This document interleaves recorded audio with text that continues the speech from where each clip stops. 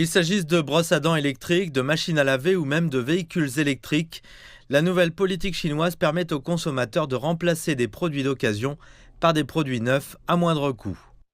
Le lancement de la nouvelle série de politiques qui encourage la modernisation et le remplacement des automobiles, des appareils ménagers et d'autres produits devrait débloquer un marché d'une valeur potentielle de plusieurs milliers de milliards de yuan.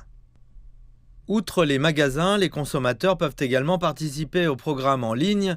Prenons l'exemple du géant du commerce électronique JD.com. En 2024, l'entreprise et ses partenaires prévoient d'investir 6,5 milliards de yuan, soit environ 900 millions de dollars, pour soutenir la politique. L'initiative permet aux consommateurs d'obtenir une large gamme de produits, allant des canapés aux étagères de séchage. Les consommateurs ont une forte demande de remplacement des vieux appareils électroménagers et des petits appareils. Nous les aidons à recycler leurs vieux appareils, y compris ceux qui n'ont pas de valeur résiduelle. Chaque année, nous mettons en place des entrepôts centraux d'élimination pour collecter les petits appareils usagés tels que les nettoyeurs de sol, les machines à café et les aspirateurs robots. Nous attribuerons une certaine valeur à des articles qui n'en ont généralement pas afin d'encourager les remplacements. JD.com estime que plus de 20 millions d'utilisateurs participeront à son programme de reprise d'appareils électroménagers et de meubles en 2024, recyclant ainsi plus de 30 millions de vieux articles. L'initiative devrait stimuler la vente de plus de 100% d'une année sur l'autre.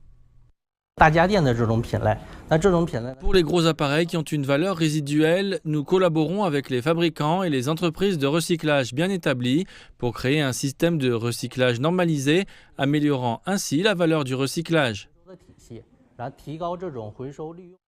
En Chine, le parc d'appareils électroménagers tels que les réfrigérateurs, les machines à laver et les climatiseurs a dépassé les 3 milliards d'unités. Chaque année, entre 100 et 120 millions de vieux appareils ménagers sont mis au rebut. En 2023, la Chine a traité 4,5 millions de tonnes d'appareils ménagers usagés. Les recherches montrent que le recyclage d'une seule tonne de ces appareils peut réduire les émissions de CO2 et d'autres gaz à effet de serre d'environ 4,7 tonnes.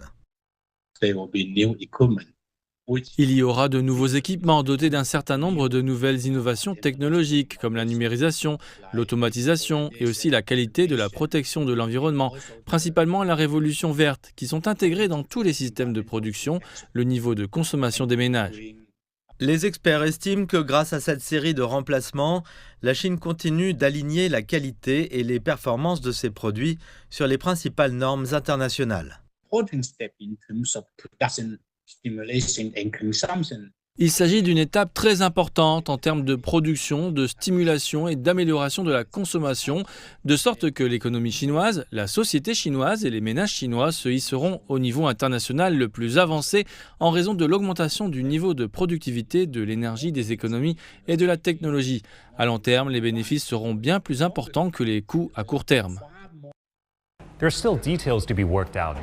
Il reste encore des détails à régler, comme l'évaluation des produits d'occasion dans les transactions interrégionales.